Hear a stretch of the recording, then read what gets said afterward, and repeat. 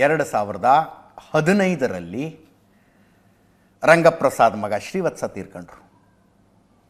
ರಂಗಪ್ರಸಾದ್ ಈ ವರ್ಷ 2025 ಜನವರಿ 5ನೇ ತಾರೀಕು ತೀರ್ಕೋತಾರೆ 82ನೇ ವಯಸ್ಸಿನಲ್ಲಿ.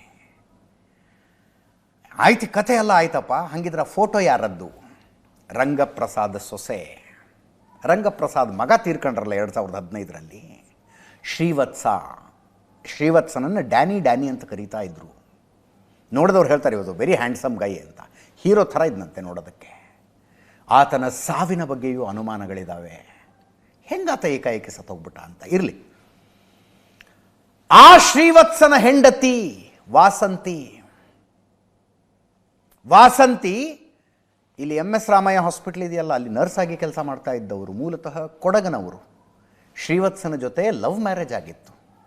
2007ರಲ್ಲಿ ಗಂಡ ಸಾಯೋದಕ್ಕಿಂತ 6-7 ವರ್ಷ ಮೊದಲೇ ತವರಿಗೆ ಹೋದಾಗ, ಕೊಡಗಿನಲ್ಲಿ ತವರಿಗೆ ಹೋದಾಗ ಈಕೆನೂ ಅನುಮಾನಾಸ್ಪದವಾಗಿ ಸತ್ತುಬಿಟ್ರು. ವಾಸಂತಿನೂ ಸತ್ತುಬಿಟ್ರು. ನಮ್ಮ ಸ್ಕ್ರೀನಿನ ಬಲಭಾಗದಲ್ಲಿ ಸೀರೆ ಉಟ್ಕೊಂಡಿರುವಂಥ ಫೋಟೋ ನೋಡ್ತಾ ಇದ್ದೀರಲ್ಲ, ವಾಸಂತಿ 2007ರಲ್ಲಿ ಸಾಯುವುದಕ್ಕಿಂತ ಸ್ವಲ್ಪ ದಿವಸದ ಮುಂಚಿನ ಫೋಟೋ ಇದು.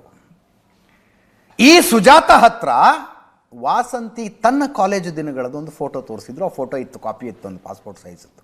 ವಾಸಂತಿ ಫೋಟೋ ಇದು.